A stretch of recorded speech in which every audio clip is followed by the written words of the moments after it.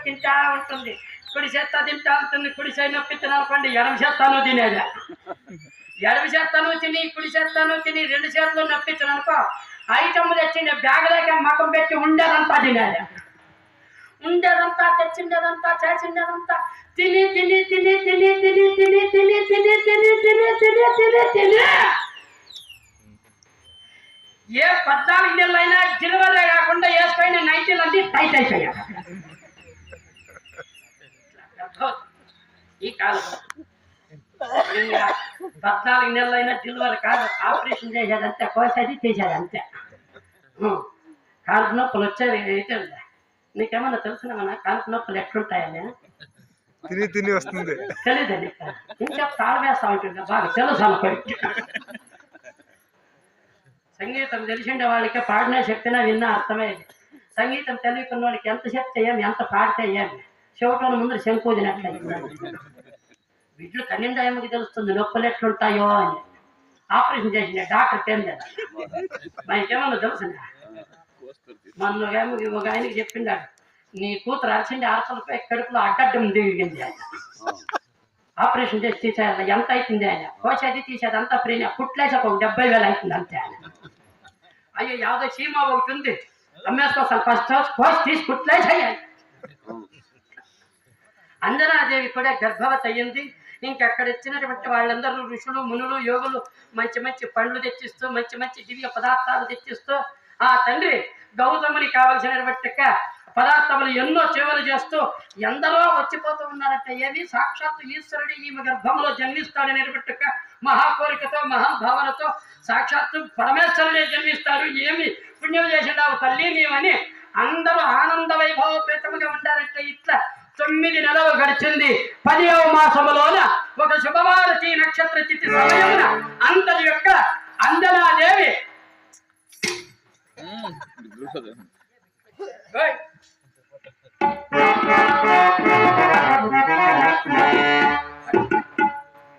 పొగలంతా పాడయ్యే ఫోన్లు చూసి చూసి చూస్తూ పోతే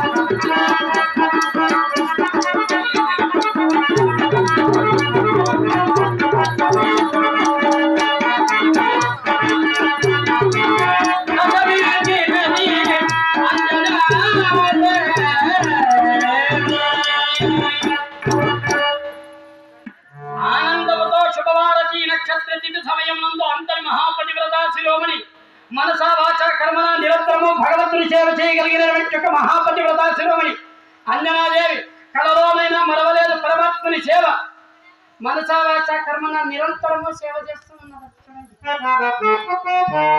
ప్రతి ఒక్కరూ అంతే, పతివ్రత శిరోమణులు అంటే మనసా వాచ కర్మన నిరంతరము పతి సేవ జ్వరంధరులు ఎవరైతే ఉంటారో వాళ్ళందరూ మహాపతివ్రత శిరోమణులే. ముక్ప్రద్దుల్లా మొగుని పాదాలు కడిగి 3 సార్లు దినానికి నీళ్లు నెత్తి మీద పోసుకోవాలంట. కడుగుతా ఉండారప్ప మీకే ఎందుకంటే నిరంతరము ఎప్పుడే కానీ ఈ పతివ్రత శిరోమణులు మనసు అంటే మనసులో తలుచుకోవాలంట. మొగుడు ఏడో దూరంలో డ్యూటీ చేస్తా ఉంటాడు అనుకోండి, ఒకవేళ మొగుడికి ఫోన్ చేయాల. ఫోన్ చేసి హలో ರೀ ಏನು ಮಾಡ್ತಿರ್ತೀರಿ, అయ్యో 9 ಆಯ್ತು ಏನಾದ್ರು ಟಿಫನ್ ತಿಂದ್ರನ್ರಿ. వాడు మైసూరు నుంచి చెప్తాడు, అయ్యో నన్ను ప్యారి నిన్ను బాగా పూరి 18 పూరి తిండే అని వాడు. మనస వాచ, వాచ అంటే మాట. యాటికి పోయినా ఎక్కడ పోయినా ఎవరు పెళ్లింటికి పోయినా ఎక్కడ పోయినా కానీ ఎవరన్నా మొగుడు గురించి అడిగితే ఆడవాళ్ళు మొగుడు గురించి గొప్పగా చెప్పాలమ్మా. ఎవరే కానీ ఆడవాళ్ళు మొగుడు గురించి ఎవరన్నా అడిగితే ఏమ్మా నీ మొగుడు బాగా చూసుకుంటాడా, మీ అత్త మామూలు బాగా చూసుకుంటాడారా, లేకపోతే బండు గురించి అట్లా తీసుకొని నొడాలు ఎరుకొడతా ఉండారా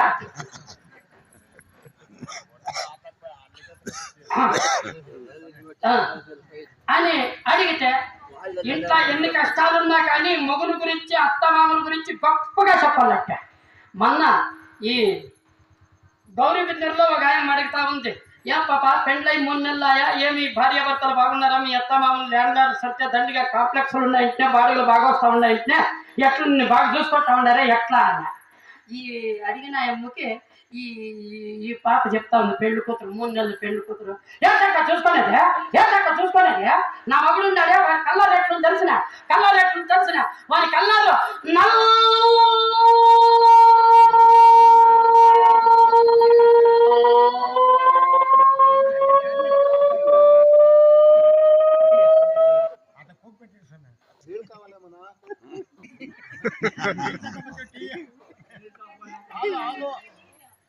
అంత నల్లకి పుట్టిండాడు నా మగుడు అని.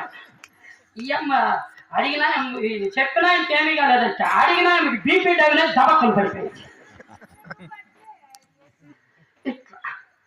మనసవాచ కర్మన అంటే పెళ్ళైనటువంటి స్త్రీ ఈ చేయి కూడా పరామగోనికి తగలకూడదు. ఏడు తగలకూడదనా ఆ తోంపటి చెక్ పోస్ట్ గార్మెంట్స్ పోతా ఉంటారు. ఒక ఆటోలో 30 మంది ఇరుక్కుపోయి, వాడు ఆటో డ్రైవర్ పాప ముందు ఇరుక్కుపోయింటాడు. ఇక్కడ వీళ్ళు 30 మంది దిక్కు సైడ్. దాంట్లో ఒక ఆయమ్మకి ఒక మంచి పాట పెట్టుకోయింది, ఫోన్కి రింగ్ టోన్, మంచి రింగ్ టోన్ పెట్టుకోయింది.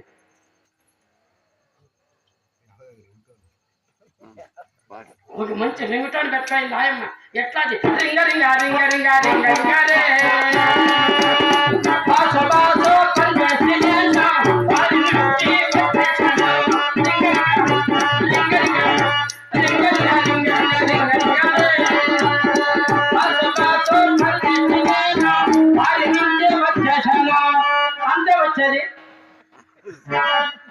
అంతే వచ్చే సమయం అదే శాస్త్రి తీర్థం నేర్చుకొని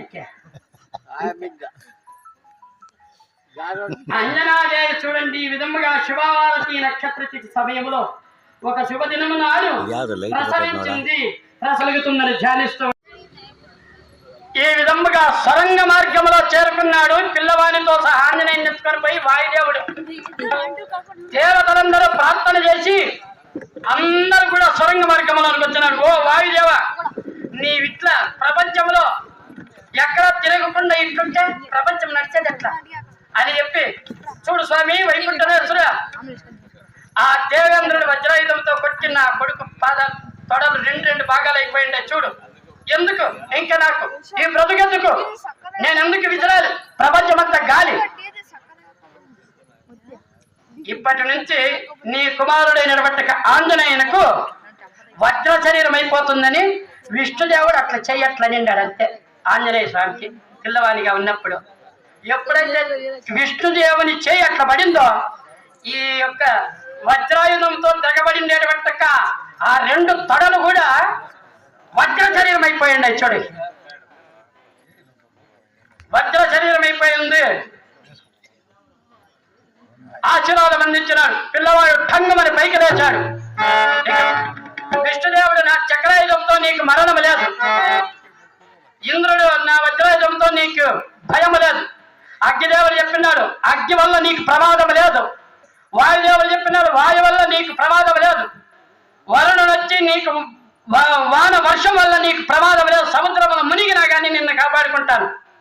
పరమ పవిత్రమైనటువంటి సకల దేవత యక్ష కిన్నెరికి గరుడోదకాదులందరూ కూడా ఎంతగానో దివ్యమైనటువంటి ఆశీర్వాదములు, ఎన్నో దివ్యమైనటువంటి చేసి తులకు బ్రహ్మదేవుడు కూడా చెప్పాడు, వాయుదేవుడా ఈ ఆంజనేయునికి మహాశక్తివంతమైనటువంటి నా బ్రహ్మాస్త్రంతో కూడా 5 ఘడియలు మాత్రమే కట్టుబడి ఉంటాడు అని చెప్పి ఆశీర్వాదం ఇచ్చేసి ఎక్కడి దేవతలందరూ అక్కడ వెళ్ళిపోయిండారు. చూడండి, ఇంకా పిల్లవాడు 3-4-5 సంవత్సరములు అయిపోయింది.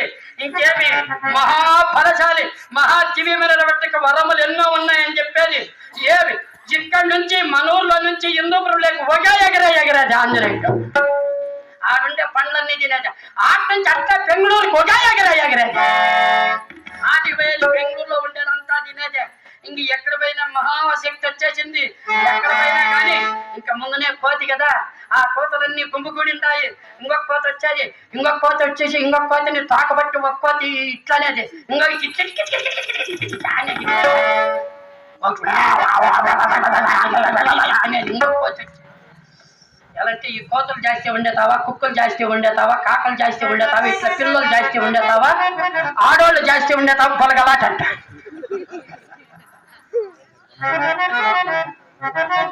అండి పర్వాలేదప్ప, మా అదృష్టము వీళ్ళు ఫ్రీ ఛార్జీలు అని చెప్పి కూర్చోండేదాడ. బస్సుల్లోనే కాదు ఫ్రీ, హరికథ కూడా ఫ్రీనే కదా అని చెప్పి కూర్చోండారు. చాలా మేలు. చూడమ్మ ముసలమ్మ అని ఇట్లా అంటా ఉంది గుడ్లు. ఇట్లా పిల్లవాడు 4-5 సంవత్సరముల దాకా అమితమైనటువంటి గురువుల చెంతకు చేర్చి సకల విద్య పారంగతులు చేస్తూ ఉన్నారు. పిల్లవాడు ఎవరు గురువు? ఆంజనేయునికి ఎవరు రా గురువు? తప్పయ్యా సూర్యదేవ. చూడట్లా భక్తులు దానం చేసినారు ఆంజనేయ స్వామి పేరిట్లా. వారికి భగవంతుని ఆశీస్సులు సర్వదా కలుగుతుందని భగవద్ ధ్యానం చేస్తున్నాను భక్తులారు.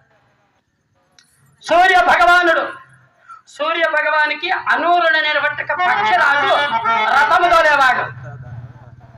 అనూరుడు అనేటువంటి వాడు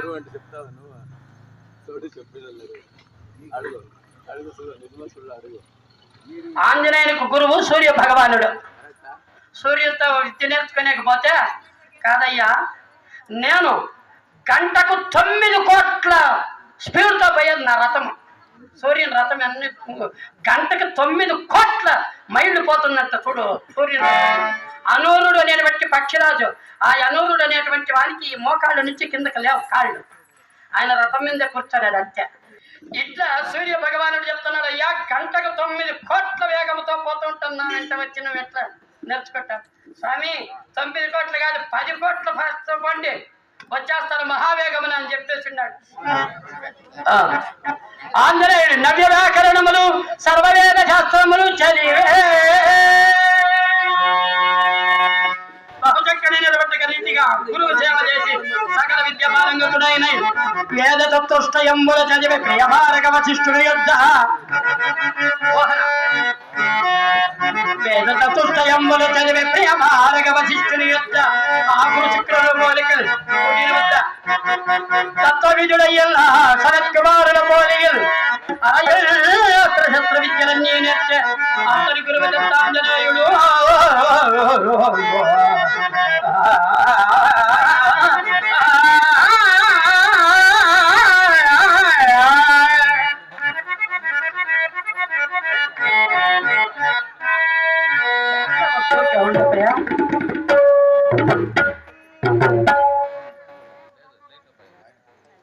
అద్భుతమైనటువంటి రీతిగా చదివేసినాడు. చాలా ఆనందం అయిపోయింది.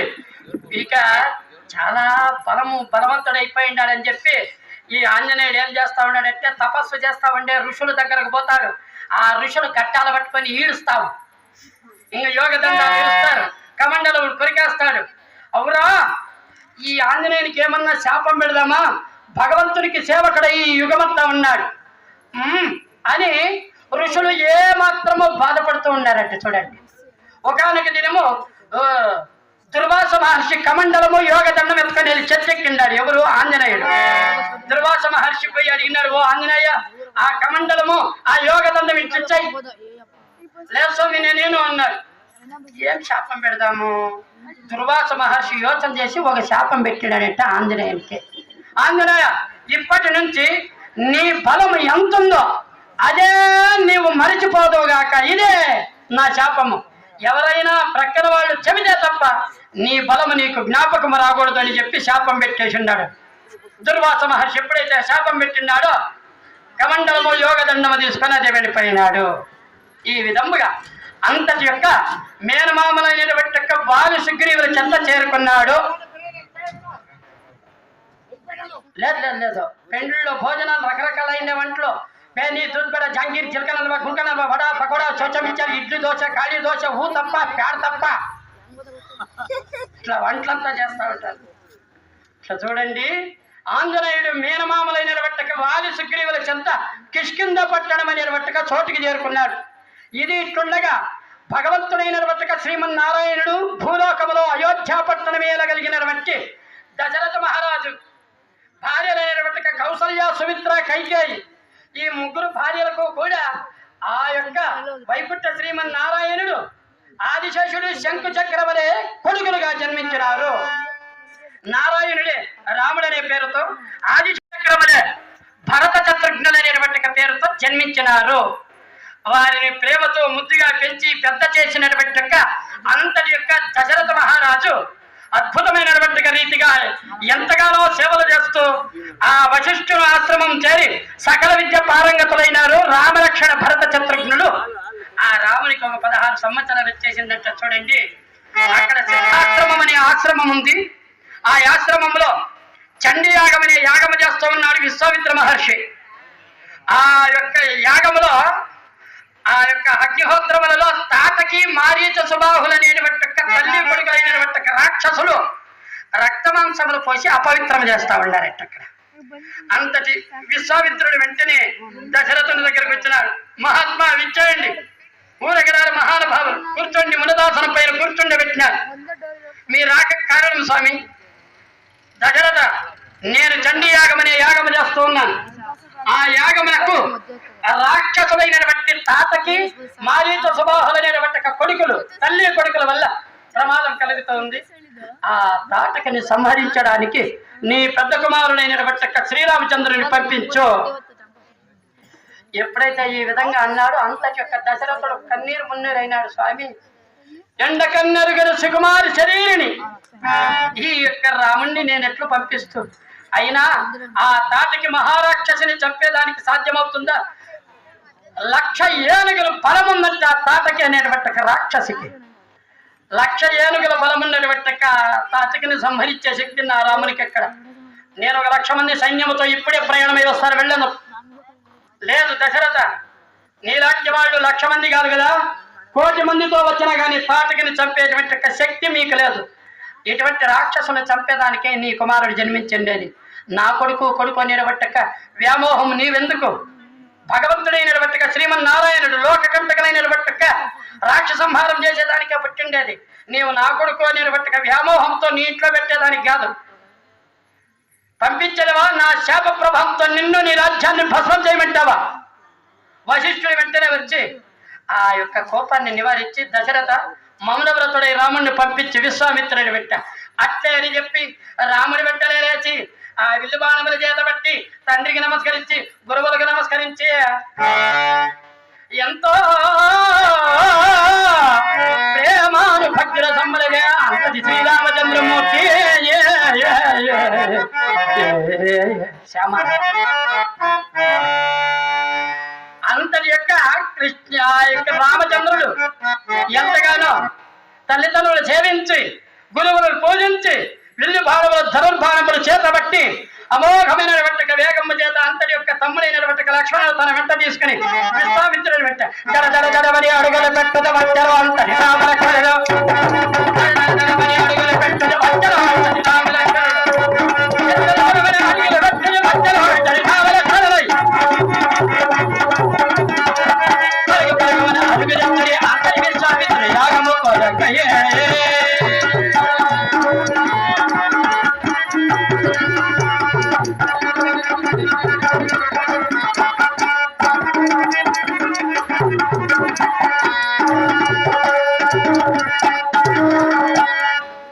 మహావేగమున యాగశాలకు చేరుకున్నారు.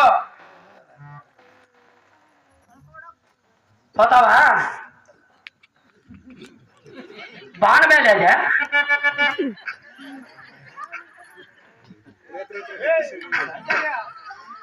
బాణం తెచ్చుకోలేక పోతా ఉన్నాడు ఉండండి. భలే మంచి రోజు వసంతైన రోజు,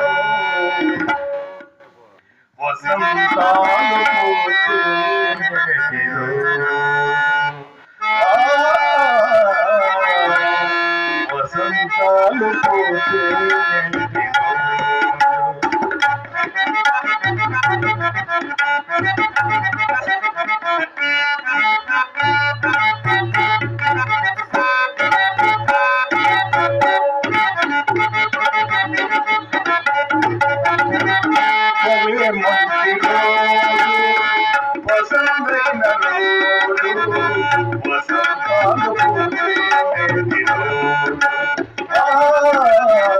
వసంతాలు పూచే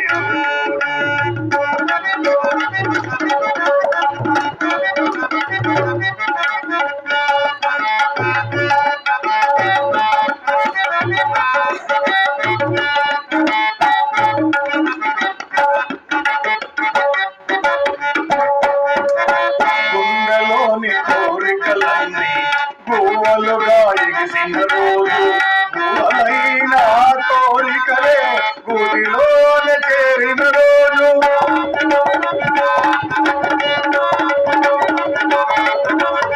గుండెలోని కోరికలన్నీ గువ్వలుగా ఎగిసిన రోజు, గువ్వలైన కోరికలే గుడిలోనే చేరిన రోజు, నీలోని అందాలన్నీ ఇంగిటలోనే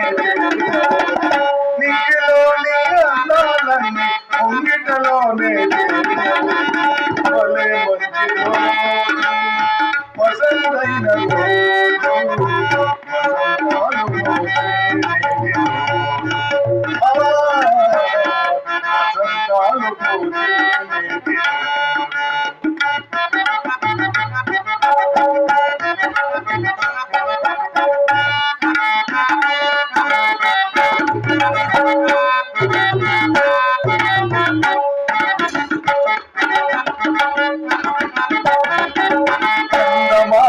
అందిన రోజు, బృందావని నవ్విన రోజు, తొలివల పుల తిలకిన రోజు, కుల దైవం పలికిన రోజు,